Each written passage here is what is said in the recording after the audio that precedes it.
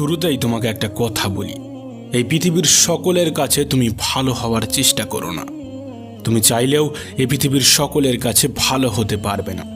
আজ পর্যন্ত কেউ তা পারেনি, আর তুমিও পারবে না। যদি সৎ হতে হয়, যদি ভালো হতেই হয়, তাহলে নিজের কাছে হও, নিজের পিতামাতার কাছে হও। কিছু কিছু জিনিস, কিছু কিছু আদর্শ মেনে চলা উচিত। তার মধ্যে একটি আদর্শ হলো বন্ধুদের সাথে কখনো বিশ্বাসঘাতকতা করবে না। শুধু তাই নয়, বিশ্বাসঘাতকের সাথেও কখনো বন্ধুত্ব করবে না। নিজের মধ্যে একটা জিনিস থাকা খুবই প্রয়োজন, খুবই জরুরি, আর তা হলো সৎ সাহস।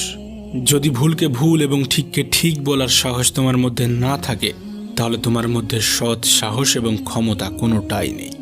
তোমার সাথে তোমার রবের সম্পর্ক সব থেকে বেশি গভীর হওয়া উচিত।